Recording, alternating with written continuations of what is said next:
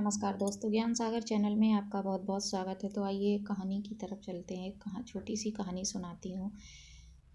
प्राचीन समय की बात है। उज्जैन में एक ब्राह्मण रहता था। उसने खेती व्यापार आदि करके बहुत धन कमाया था। वह बहुत ही कृपाणु, कंजूस, कामी और लोभी था। क्रोध तो उसे बात बात पर ही आ जाया करता था। उसने अपने जाति बंधुओं और अतिथियों को कभी मीठी बात से प्रसन्न नहीं किया। खिलाने पिलाने की तो बात ही क्या है, वह धर्म कर्म से भी दूर था। वह धन से अपने शरीर को कभी सुखी नहीं रखता था। उसकी कठोर वाणी से उसका परिवार और नौकर चाकर सभी दुखी रहते थे। वे सब मन ही मन उसका अनिष्ट चाहा करते थे। उस नीच ब्राह्मण का कुछ धन तो बट गया और परिवार वालों ने छीन लिया। कुछ चोर चुरा ले गए और बचा खुचा धन कर और दंड के रूप में शासकों ने हड़प लिया था। धन के नाश से उसके हृदय में बड़ी पीड़ा हुई। इस तरह चिंता करते करते उसके मन में संसार के प्रति वैराग्य उत्पन्न हो गया।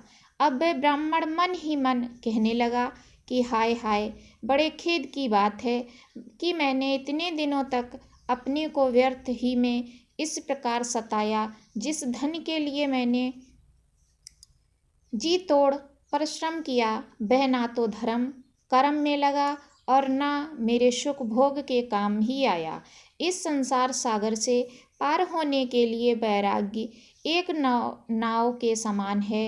अब मैं शेष बची हुई आयु से आत्मलाभ लेकर अपना कल्याण करूँगा। वह ब्राह्मण मौनी सन्यासी हो गया।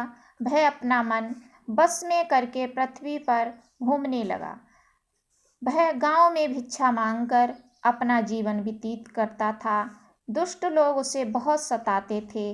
कोई उसका दंड छीन लेता तो कोई भिक्षा पात्र ही छटक ले जाता, कोई कमंडल उठा करके ले जाता और कोई उस पर थूक एवं गाली आदि अनेक प्रकारों से लोग उसे सताते थे।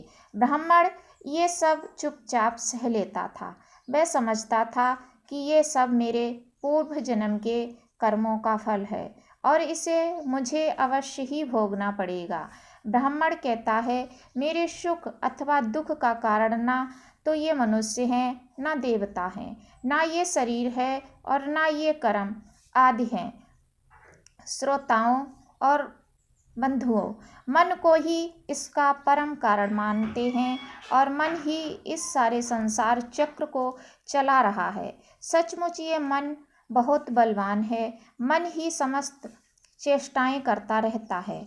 अज्ञानी मनुष्य में मैं और मेरेपन के भ्रम में फंसकर अनंत कष्ट पाते हैं। यदि मान लें कि मनुष्य ही दुख सुख का कारण है तो भी उसे आत्मा का क्या संबंध, क्योंकि दुख सुख पहुंचाने वाला भी मिट्टी का शरीर ही है। जीव के जन्म का कारण है, अहंकार के कारण ही भटकता है। जो परमात्मा का आश्रय लेता है उसका भटकना समाप्त हो जाता है। इसीलिए मैं भी भगवान की शरण लेकर अज्ञान सागर को पार कर लूँगा। उस ब्राह्मण का धन क्या नष्ट हुआ, उसका सारा कलेश ही दूर हो गया। अब वह संसार से जाने की चेष्टा करने लगा और संन्यास लेकर पृथ्वी पर स्वतंत्र घूमने लगा। राधे राधे।